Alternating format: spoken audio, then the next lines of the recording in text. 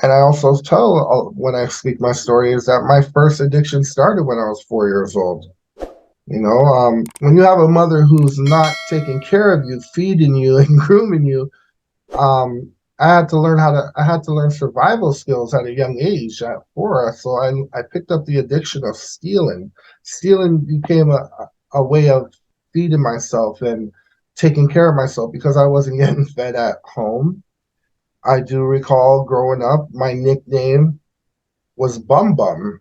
And the reason my nickname was Bum Bum because I would literally ask friends in my neighborhood, you know, I'm hungry. Can I eat at your house? Can your mother feed me? And that's what it came. I was like a 4, 5, 6, 7, 8 year old bum. I didn't ask for this, but that's just what it was.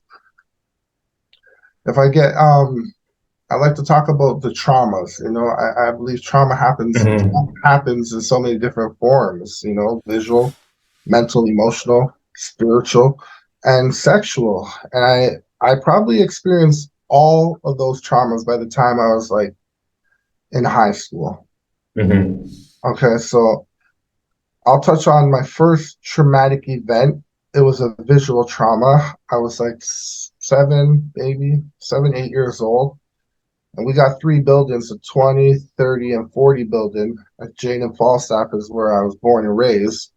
Um, well, I would say born until I was like 10, 11 years old and raised then. But I was walking in between the 20 and 30 building and out of my peripheral, and I mean no more than 15 feet away from me, I seen somebody fall from the building onto the concrete, and all I could see was blood, right? Blood everywhere. And you're 8 years old. You don't know how to process what you just seen.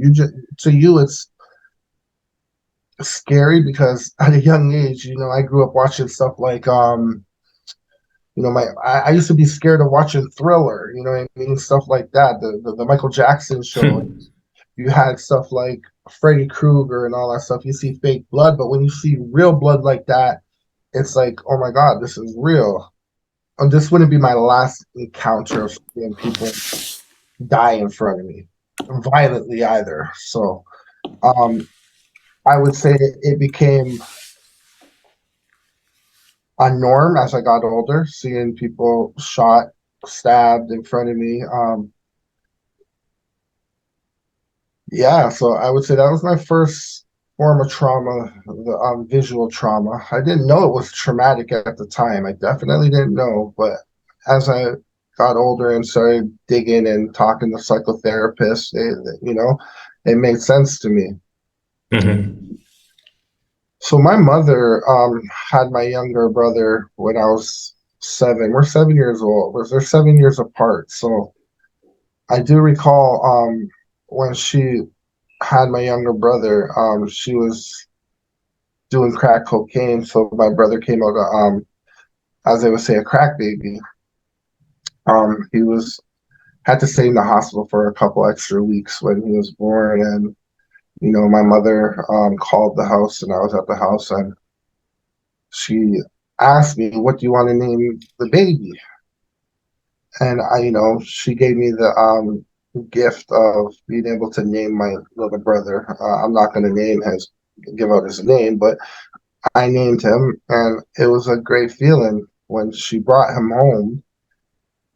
This is where growing up really meant growing up because now my mother comes home and her responsibility to me wasn't there, but just imagine what her responsibility was to my younger brother.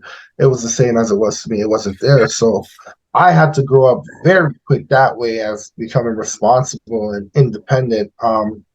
Learning how to change the diaper, learning how to feed him, put the milk on the stove with the water and heat his bottle. He came home with a respirator, so he had to put his medicine in the respirator. Stuff like I would steal formula and diapers for him. I would miss literally weeks on weeks of school.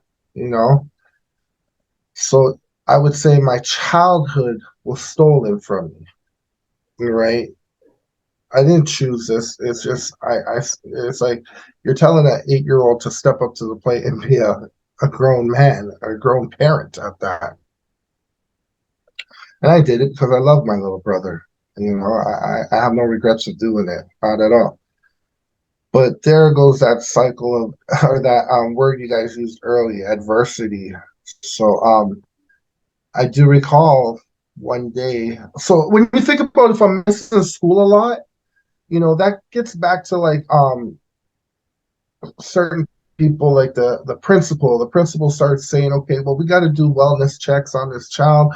We start bringing the CAS into the picture. So the CAS started coming around, and you know they kept giving my mother an opportunity to keep me, and you know she was able to keep me for a couple more years until I do recall one day I was coming home.